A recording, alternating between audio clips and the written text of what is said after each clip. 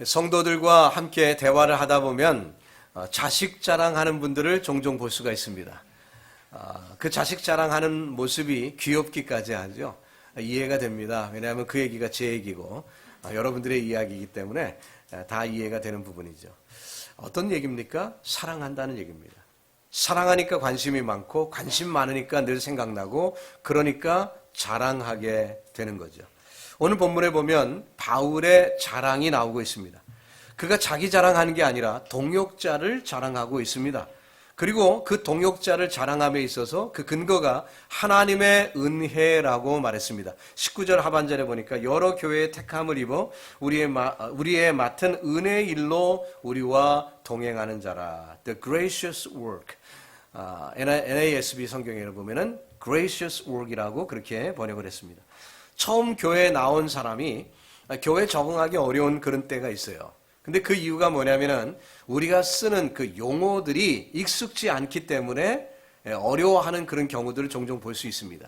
세상에서는 별로 안 쓰는데 교회에서 자주 쓰는 용어들이 꽤 있는데 그 중에 하나가 뭐냐면 은혜라는 단어, 영광이라는 단어, 이런 표현 세상에서 쓰긴 써도 자주 쓰지 않습니다.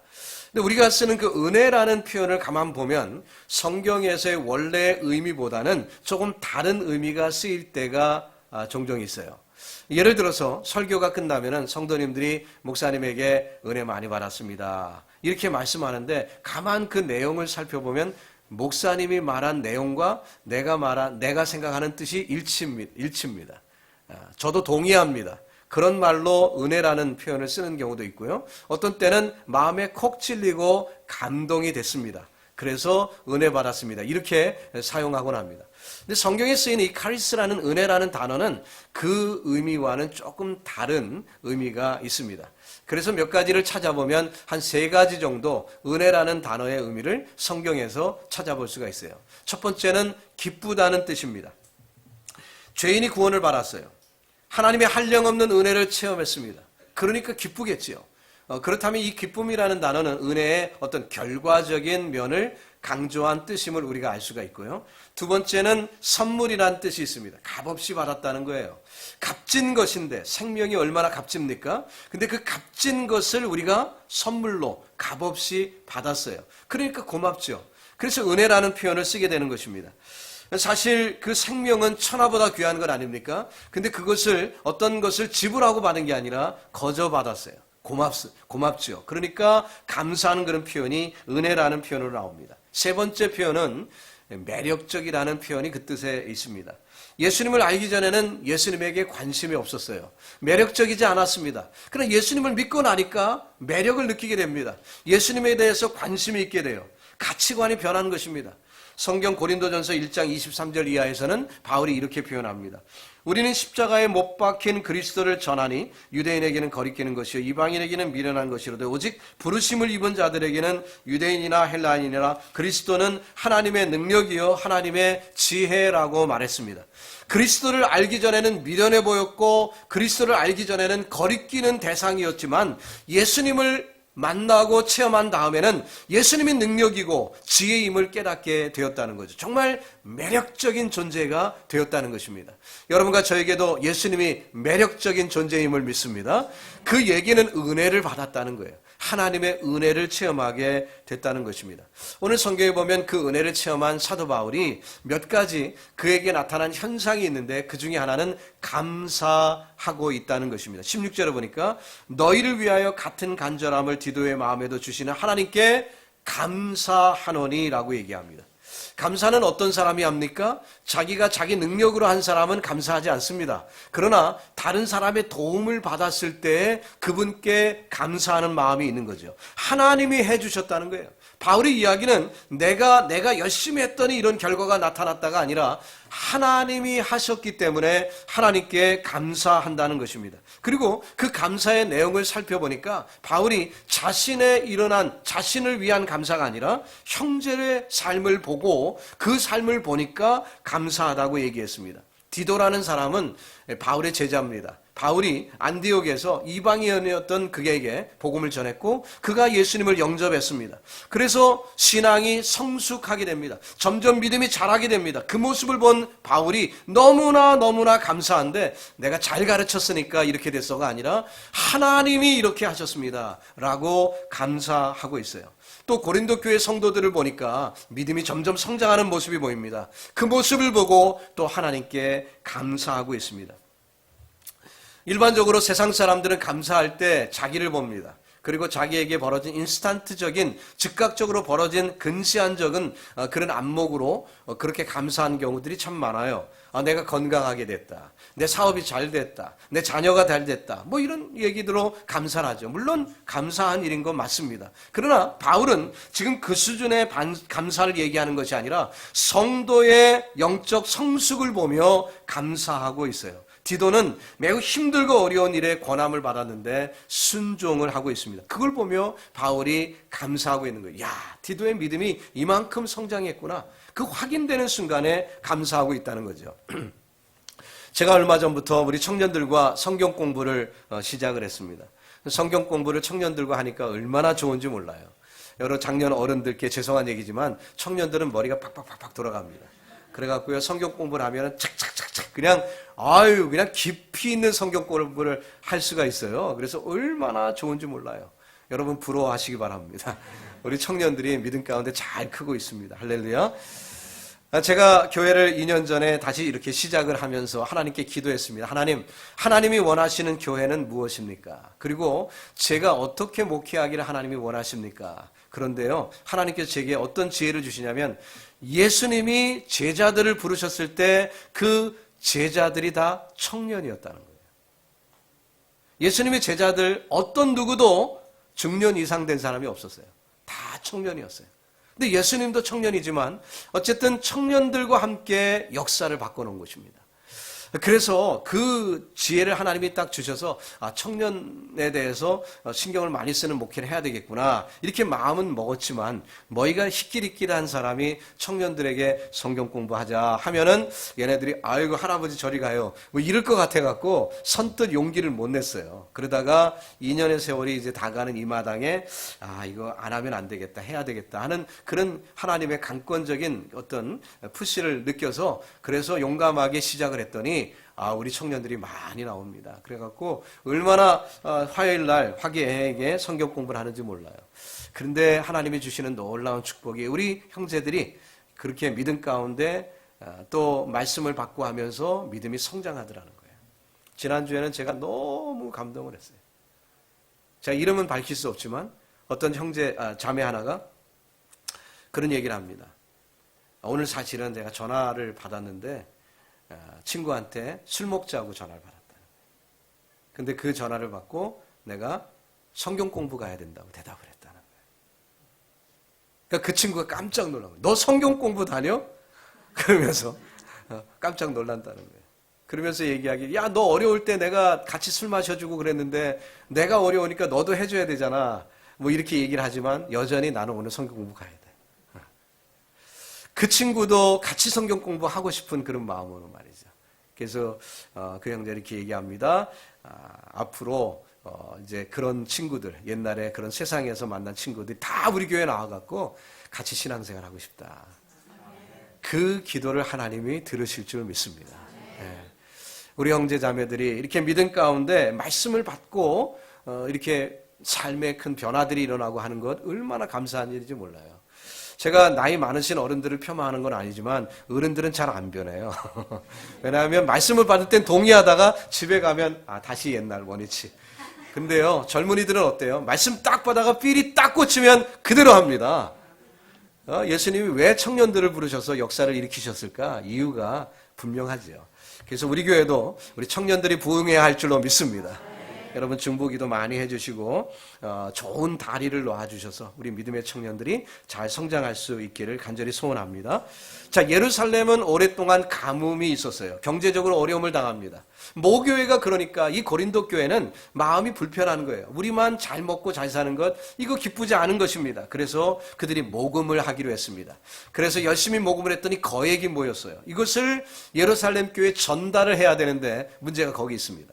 그 당시에 치안도 좋지 않고 현찰을 이 돈을 들고 이 여행을 하는 것은 위험천만한 일이에요. 목숨을 걸어야 하는 일입니다.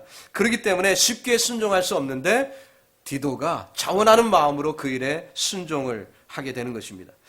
이 자원하는 마음으로 순종한 이 디도의 모습을 볼 때 바울이 너무 감동하며 감사하게 된 거죠.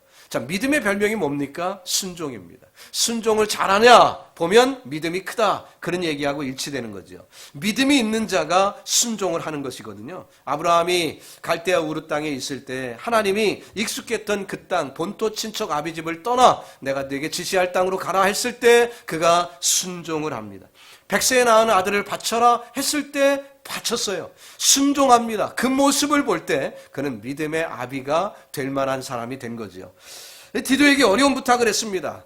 이 현찰을 가지고 거액의 연보를 가지고 지금 예루살렘으로 가는 일입니다. 그때 이 디도가 기쁨으로 자원하는 마음으로 순종할 때 바울은 크게 기뻐하고 감사가 넘친 거죠. 자원봉사의 반대말은 뭡니까? 억지봉사라고 말한다면 사실 성경 인물들을 보면 억지로 봉사해도 하나님의 축복을 받은 사람이 있어요. 구레네 시몬이 그랬죠. 예수님이 십자가에 지실 하필이면 그때 예루살렘을 방문하고 있었습니다. 근데 사람들의 소문을 듣자 하니 예수가 메시아라고 하는데 그분이 십자가로 지금 가고 있다 하는 얘기를 듣고 길거리 나와서 구경을 하고 있습니다. 이건 내 평생에 한번 볼까 말까 한 일이야 하고 구경을 시작했겠죠. 근데 웬일입니까? 로마 병정이 갑자기 그를 향하여 손짓을 하더니 이 십자가를 메고 골고다로 오르라는 것입니다. 억지로 십자가를 졌습니다. 그리고 예수님 바로 옆에서 그 주님이 돌아가시는 그 현장을 골고다 언덕에서 일일이 세밀하게 목격을 한 것이죠. 그는 예수님이 메시아임을 확인하게 되었고 나중에 로마서 16장에 보면 그는 이 로마 교회의 아주 중추적인 역할을 감당하는 인물이 되는 것을 볼 수가 있습니다. 그 온 가족이 복을 받게 되었어요. 그 놀라운 축복은 억지 봉사였는데도 받게 된 축복이었습니다. 그렇다면 자원봉사는 얼마나 큰 축복을 받겠습니까?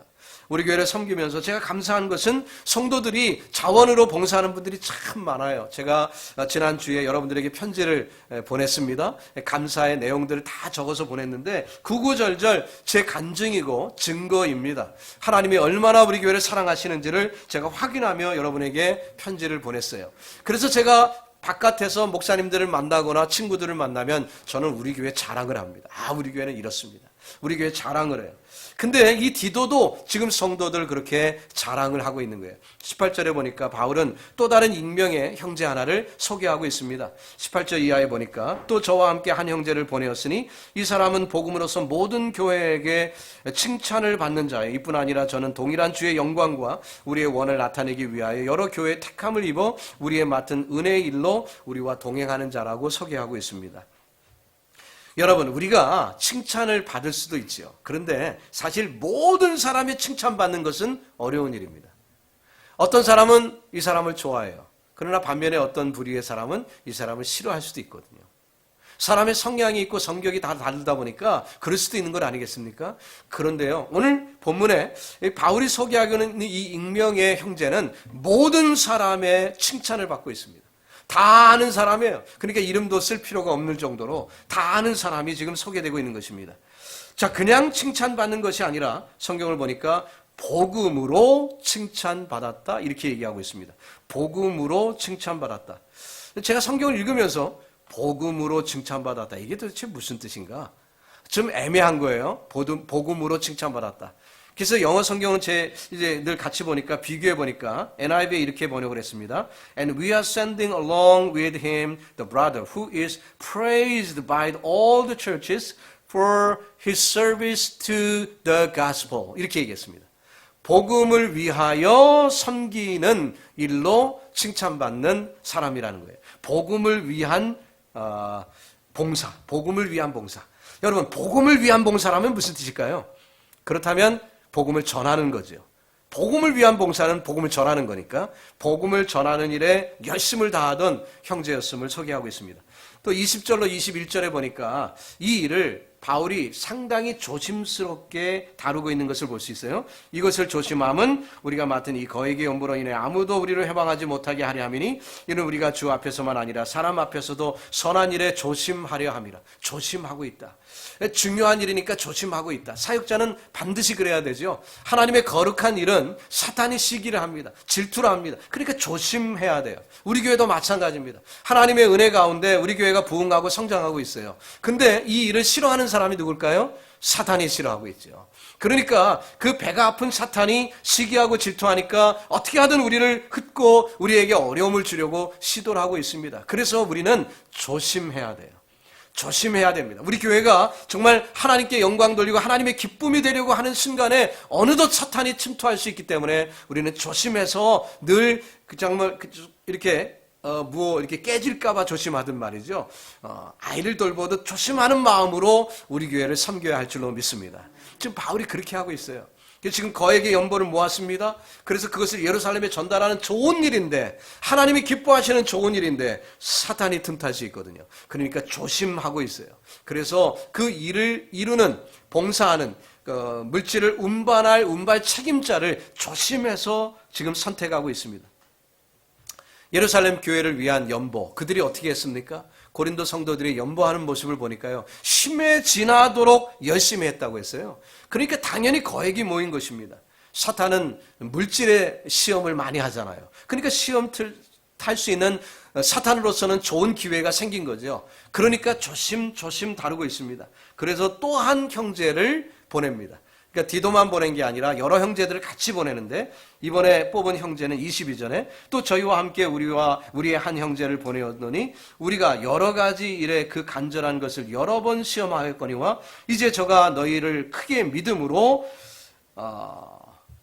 더욱 간절하니라, 이렇게 소개하고 있습니다. 자, 이 형제가 과연 이 일을 감당할 만한 능력이 있는가, 믿음이 있는가, 이것을 어떻게 했다고요? 시험해 봤다고 그랬어요. 어느 정도요? 여러 번 시험했다고 했습니다. 자, 그래서 믿음이 확증이 되었습니다. 자, 그래서 갈라디아서 5장에서 보면은 그 믿음은 에비던트하다고 그랬거든요. NIV인가요? NASB에서 우리의 믿음은 에비던트하다. 즉 증거가 보인다는 거예요. 에비던스가 막 드러난다고 했어요. 눈에 가시적으로 확인할 수 있다고 했습니다. 여러분, 저와 여러분도 이 집사님이, 이 권사님이 믿음이 좋은가, 여러분 판단할 수 있잖아요. 눈에 보입니다. 자기만 몰라요, 어떤 때는. 그런데 남들은 다 알고 있어요. 에비던트합니다. 보여질 수 있다라고 성경이 얘기했어요. 성령의 9가지 열매가 나타나거든요. 사랑과 희락과 화평과 오래 참음과 자비와 양성과 충성과 온유와 절제가 다 보이게 되어 있습니다. 확인이 되는 거예요. 어떤 분이 성경도 많이 알고 지식이 많은데 오래 못 참아요. 믿음이 부족하다는 거예요. 어떤 분이 교회 봉사도 많이 하는데 온유하질 않아요. 믿음이 부족하다는 얘기예요. 자, 여기서 믿음의 그 성령의 열매를 이렇게 보니까 눈에 보일 수밖에 없죠. 사랑을 하는지, 온유한지, 화평이 있는지, 쌈꾼인지, 절제를 하는지, 절제를 못하는지 다 눈에 띄게 돼 있어요. 제가 다혈질이거든요. 무슨 문제가 있죠? 절제 못하고 오래 못 참는 인간의 본성이 있는데요. 이거 씨름을 하면서 살아갑니다. 어떻게 하든 이겨보려고. 제 아내는 잘 알죠. 제가 얼마나 스트럭을 하는지. 그런데요, 이게 눈에 띄게 돼 있어요. 보이게 돼 있어요. 믿음이 드러나게 되는 것입니다. 하나님의 일꾼을 뽑을 때는 여러 번 시험하는 작업이 필요한 거예요. 그래서 사실 그 시험하는데 유리한 넘버는 많은 숫자가 섞여 있으면 잘 모릅니다. 적은 숫자가 모여 있을 때 시험하기가 좋아요. 그래서 제가 대형교회도 목회해봤지만 대형교회는 맹점이 뭡니까? 일꾼을 세울 때 모르고 뽑는다는 게 문제예요. 가면을 쓰고 몇 시간만 탁 지내면, 일주일에 한 2시간만 가면 쓰면 사람들이 모르거든요. 어떤 사람인지. 그러니까 모르고 뽑는 그런 일들이 있고, 그러다 보면 어때요? 그런 분들이 리더십에 서게 되면 그 교회가 엉뚱한 방향으로 갈 수밖에 없는 거죠. 그래서 사실 일꾼을 뽑는데 유리한 것은 우리 교회처럼 사이즈가 적당한 교회입니다. 교회가 너무 또 숫자가 못 모이면 힘이 없잖아요. 그런데 어느 정도 숫자는 모여야 되지만 일꾼을 뽑을 때는 너무 다수가 모인 교회는 불리하다는 거예요.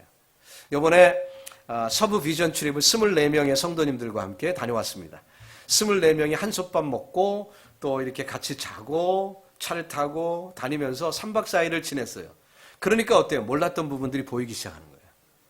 제게 어떤 성도님이 찾아와서 얘기합니다. 목사님, 그때 제가 우리 교회에서 지낼 때는 그분하고 이렇게 같이 지낼 기회가 별로 없었는데 이번에 3박 4일 동안 같이 지내다 보니까 그분이 믿음이 좋으신 것 같아요. 얼마나 제가 감사했는지. 그래갖고 그 말을 듣고 저도 그렇게 생각합니다. 믿음 좋은 분이죠. 이 가까이 지내다 보니까 시험이 되고 확인이 되는 거예요. 이분이 이런 성향이 있구나. 이분이 이런 모습이 있구나. 드러나게 되는 거죠. 우리가 멀리 볼 때는 잘 몰라요. 가면 쓰는 분들이 이게 아주 습관이거든요. 그렇기 때문에 잘 알 수가 없습니다. 그런데 가까이 지내다 보면은 시험하게 되면 아는 거죠. 바울도 이 형제를 지금 시험해봤고 여러 차례 시험해봤고 그래서 믿음이 증명이 됐다라고 지금 소개를 하고 있는 것입니다. 제가 자주 쓰는 표현이지만 여러분은 일꾼입니까? 일감입니까? 네, 우리 교회는 일감이 일꾼 되는 축복이 있길 바랍니다. 이 뉴욕 땅의 일감들은 다 모이십시오.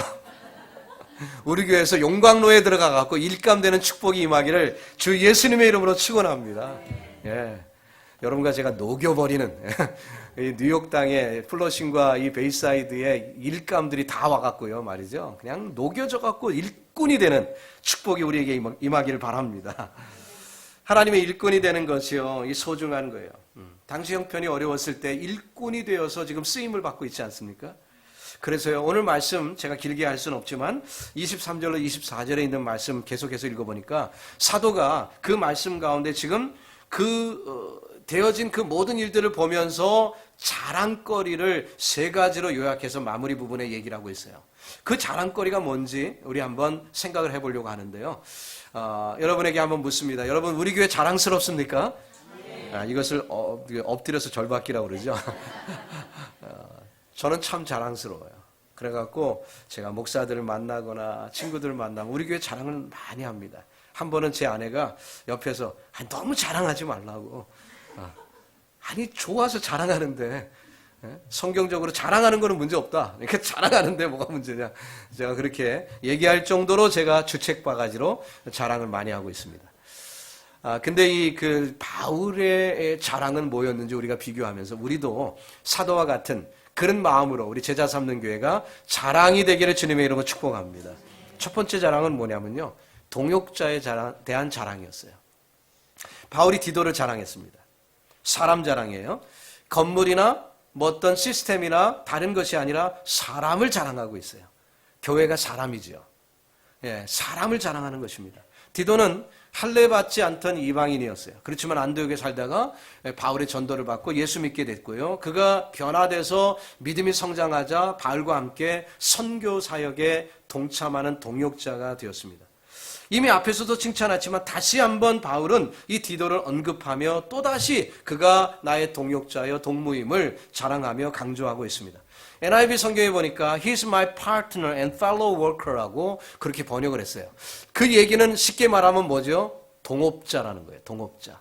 여러분, 누군가 함께 사업을 동업하기로 했습니다. 내가 혼자는 이 사업을 도저히 감당할 수가 없어서 나는 이것 내고 저 사람은 저것 내고 그래갖고 동업을 하게 됐어요. 예를 든다면 한 사람은 돈만 있어요. 근데 실력이 없어. 근데 이 사람은 사업을 경영할 능력이 있는데 돈이 없어요. 그러면 합작을 해서 동업을 할 수 있는 거죠. 그래서 동업을 시작을 했습니다. 이 사업이 흥하면 둘이 같이 흥하는 것이고 이 사업이 실패하면 둘 같이 망하는 거예요. 동업은 그런 거예요. 같이 흥하거나 같이 망하는 것이 동업입니다.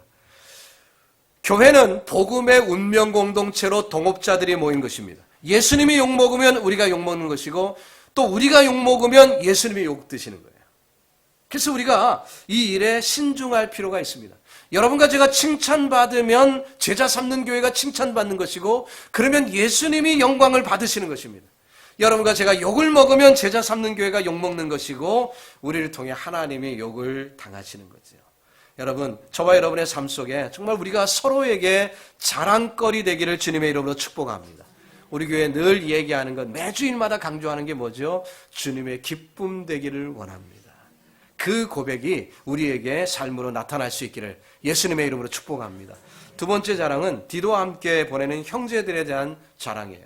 또 사람 자랑입니다. 바울은 계속해서 사람을 자랑하고 있어요. 그들에게 대해서는 뭐라고 표현하냐면 그리스도의 영광이라고 표현했습니다. Glory to Christ. 그리스도께 영광이라고 얘기했어요. 저와 여러분이 그리스도께 영광 되기를 소원합니다. 바울이 자랑했던 그 형제들뿐만 아니라 여러분과 저도 그리스도께 영광이 되기를 바랍니다. 자, 근데 문제는 이 영광이라는 단어를 우리가 종종 잘못 사용하고 있다는 거예요. 올림픽에서 금메달 따면 영광이고 동메달 따면 똥메달이냐? 그렇지 않다는 얘기 여러분 아시죠? 하나님은 그런 것 때문에 영광 받으시는 분이 아니에요. 우리의 잘난 모습 때문에 영광 받으시는 분이 아니에요. 그럼 하나님의 영광은 뭔가? 그 영광에 대한 오해가 있기 때문에 교회들이 이 겉모양에 너무 치중을 해요. 그래갖고 막 멋진 음악과 멋진 물론 찬양대가 아름다운 찬양을 드리는 것은 귀합니다. 너무 좋아요. 우리 햇셋 찬양대 지휘자도 없이 할렐루야를 할 수 있는 찬양대입니다. 지상에 이런 찬양대가 있습니까 도대체? 자랑스러워요. 감사한데 우리가 그런 것만으로만 영광 돌리는 게 아니라 정작 하나님이 영광 받으시는 것은 저와 여러분의 삶을 통해 영광 받기를 원하신다는 거예요. 목사도 입만 뻔질해 갖고 말이죠. 설교만 맵시 있게 하고 삶은 엉망이면 하나님이 그 목사를 통해 영광 받지 않으십니다. 삶이 중요한 거예요. 그래서 언젠가 제가 설교를 하다가 이 영광이라는 단어가 무슨 뜻인지를 소개한 적이 있습니다. 기억하시는 분이 있는지 모르겠는데 우리가 흔히 영광 많이 쓰는데 아까 은혜라는 단어처럼 말이죠. 영광이라는 단어도 많이 쓰는데 하나님 우리 교회가 하나님께 영광 되기를 바랍니다. 아멘 하는데 다 딴 생각을 하는 거예요. 우리 교회가 그냥 뉴욕에서 제일 큰 교회 되고 우리 교회가 뉴욕에서 가장 부자 교회 되고 우리 교회가 그런 것만 머릿속에 이렇게 떠오르면 이 영광이라는 단어를 잘못 사용한 거죠. 영광이 무슨 뜻이라고 했습니까? 하나님 되심이 드러나는 게 영광이에요. 하나님답다. 이게 하나님의 영광이에요. 하나님답다. 그게 하나님의 영광이에요. 왜냐하면 하나님은 다른 어떤 것으로도 하나님의 영광을 묘사할 수가 없어요. 우리가 그랜드 캐년을 다녀왔는데요. 그랜드 캐년 안에 대한민국이 쏙 들어갑니다. 그 정도로 하나님은 크신 분이에요. 근데 그게 우리 한눈에 다 들어오는 거예요. 막 20마일 그리고 길이로는 270마일인데요. 그게 얼마나 큰지 우리가 몇 시간을 운전해갖고 그 콜로라도 리버 상류 쪽으로 가서 홀슈 밴드도 가보고 다 했는데요.